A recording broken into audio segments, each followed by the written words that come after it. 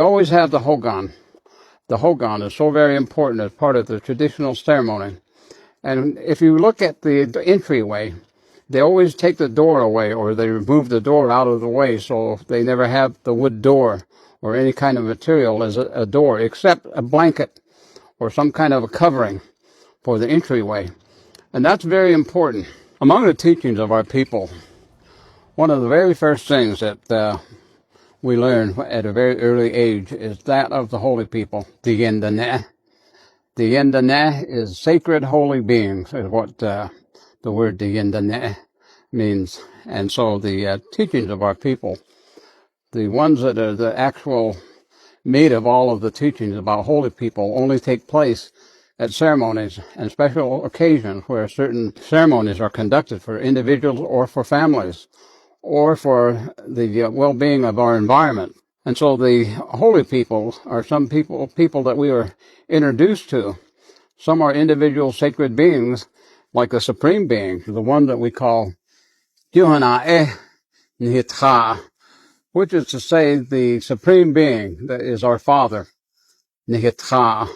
And when they say Yuhana'eh, they're not referring to the Son. They say Ji'gahwana'eh Ho'eh. That is the word. Now, this is some word that I'm allowing to have people having to understand, because it is what is taught in the sweat lodge. It is what is taught in the sacred ceremonial setting. Only one word, Ji'gahwana'eh, which is to say, Ji'gahwana'eh, and that is the Supreme Being, the Father of us all, and that's the one that most prayers are directed to, directly to Yuhana'eh Nihitra. And so that is the most sacred of all of the holy beings.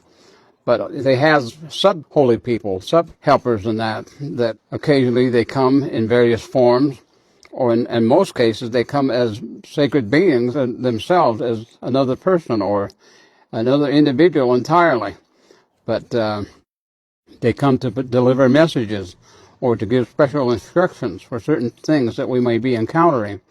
And these are sacred holy beings, and they are the ones that we recognize as holy people.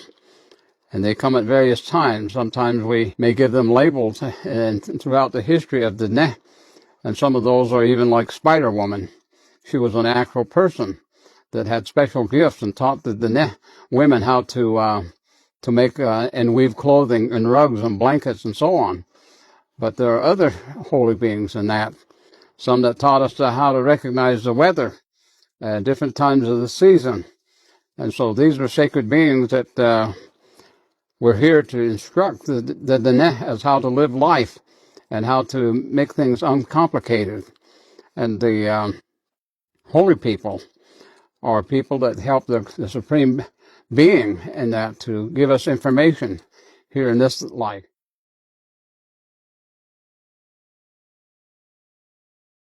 And throughout the world, there are many different denominations and various beliefs and faiths and so on. And so if you were to identify holy people based on that understanding, you might consider Adam and Eve, the first man and the first woman, would be holy people. And then the man that led when a flood occurred, Noah.